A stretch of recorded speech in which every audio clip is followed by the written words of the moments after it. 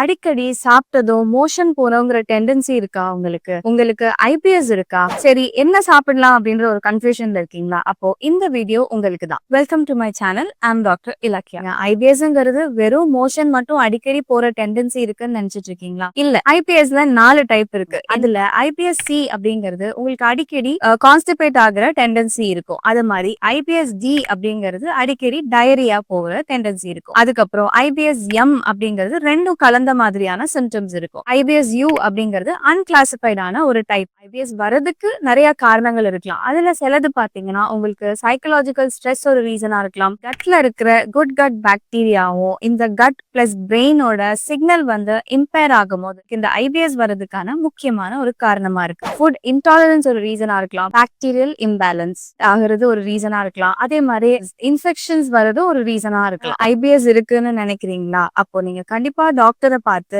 என்ன எதனாலன்னு தெரிஞ்சு டயட்டும் சேஞ்ச் பண்ணுங்க. இன்டர்னல் மெடிசன் எடுக்கிறதும் ரொம்ப அவசியங்க. நீங்க பல வகைகள்ல அதாவது ஃப்ரூட்ஸ்ல என்னென்ன சாப்பிடலாம்னு நான் ஃபர்ஸ்ட் சொல்றேன். அதுல நம்பர் 1 பனானா சின்னதா நீங்க சாப்பிடலாம். ஏன்னா அதுல ரெசிஸ்டன்ஸ் ஆகிறதுனால உங்க கட்ல அது ஈஸியா டைஜஸ்ட் பண்ணும். சோ உங்களுக்கு ப்ளோட்டிங் ஹெவினஸ் அந்த மாதிரி இருக்காது. Number 2 papaya. பப்பாயால இருக்கிற பப்பாயின்ற என்சைம் பாத்தீங்கன்னா புரோட்டீனை பிரேக் பண்ணி டைஜஷனையும் ஸ்மூத் ஆக்குது. மூணாவது மாதுளம்பழம். அதுல இருக்கக்கூடிய எலிகா டானின்ஸ் யூனிகா லாகின் அப்படிங்கிறது லைனிங்க ப்ரொடெக்ட் பண்ணுது. பொமோகிரானட்டை நீங்க வந்து தயிர் கூட சேர்த்து சாப்பிடலாம். எஸ்பெஷலா ஐபிஎஸ் டி அதாவது அடிக்கடி என்ன சாப்பிட்டாலும் லூஸ் மோஷன் ஆகுற டெண்டன்சி இருக்குன்னு சொல்றவங்க சாப்பிடலாம். நாலாவது ஆரஞ்சுங்க. ஆரஞ்சுல இருக்கிற ஃப்ரக்டோஸ் அண்ட் குளுக்கோஸ் வந்து கம்மியாவே இருக்கிறதுனால ஃபெர்மெண்டேஷன் ப்ராசஸ் இதுல குறைவா நடக்கிறதுனால உங்களுக்கு வந்து கேஸ் அண்ட் ப்ளோட்டிங் ஃபார்ம் ஆகிறத தடுக்குது. அடுத்தது அன்னாச்சி பழம் அதாவது பைனாப்பிள். அதுல இருக்கிற புரோமிலின் அப்படிங்கிற சப்ஸ்டன்ஸ் பாத்தீங்கன்னா உங்களுக்கு புரோட்டீனை பிரேக் பண்றத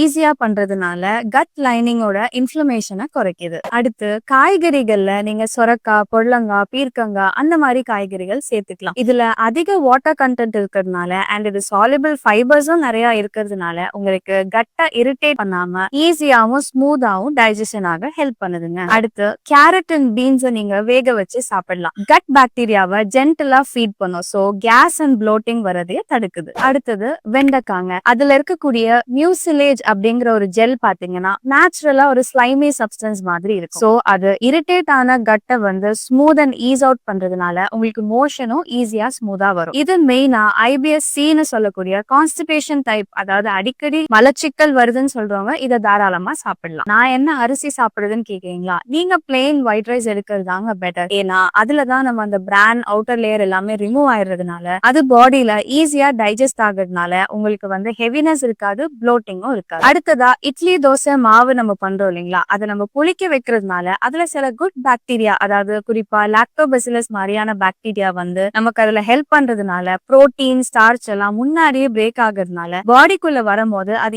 ஈஸியா செரிக்கிறதுக்கும் ஹெல்ப் பண்ணுதுங்க. சாப்பிட்ட உடனே எனக்கு அடிக்கடி லூஸ் மோஷன் வருது டாக்டர்னு சொல்றவங்க வீட்லயே பண்ண ஃப்ரெஷ்ஷான கர்ட் வந்து தாராளமா எடுக்கலாங்க. சில நல்ல பாக்டீரியா லைக் லாக்டோபெசிலஸ், ஸ்ட்ரெப்டோகாக்கஸ், தெர்மோஃபிலஸ் மாதிரியான சில வெரைட்டி ஆஃப் நல்ல பாக்டீரியா இருக்கிறதுனால உங்களுக்கு கட் மைக்ரோபயோமா பூஸ்ட் பண்றதுக்கு ஹெல்ப் பண்ணுது. எனக்கு அடிக்கடி கான்ஸ்டிபேட் ஆகுதுன்னு சொல்றவங்களும் மோரா வந்து எடுத்துக்கலாங்க. அந்த மோர்ல ஜீரகம் அந்த மாதிரி சேர்த்து எடுக்கும் போது உங்களுக்கு ஆடட் பெனிஃபிட்டாவும் இருக்கும். அது டைஜஷனையும் ஈஸ் அவுட் பண்ணும், ப்ளோட்டிங் கேஸ் வரதையும் தடுக்குது. நீங்க மோரை எப்படி கரெக்டா பண்ணணுங்கிறதையும் நான் இந்த வீடியோல கொடுத்திருக்கேன். நீங்க கண்டிப்பா அதை பாருங்க. நீங்க எப்போதும் சாப்பாடுல மோர்ல கொஞ்சம் சீரகம் ஆட் பண்ணிக்கலாங்க. சீரகம் அப்படின்ற பேர்ல இருக்கு இல்லைங்களா? அகத்தை சீராக்கும் அப்படிங்கிற மாதிரி. சோ அது உங்களுக்கு ப்ளோட்டிங் கேஸ் வரதையும் தடுக்குது. அதுல இருக்கிற எசென்ஷியல் ஆயில் கட் மசில ரிலாக்ஸ் பண்ணி கிராம்பிங் வரதையும் தடுக்கும். மஞ்சள், பெப்பர், சீரகம் இதுல எல்லாமே ஆன்டி இன்ஃப்ளமேட்டரி எஃபெக்ட் இருக்கிறதுனால கட்டோட லைனிங்க ரொம்ப ப்ரொடெக்டிவாவும் காமா வைக்கிறதுனால உங்களுக்கு அது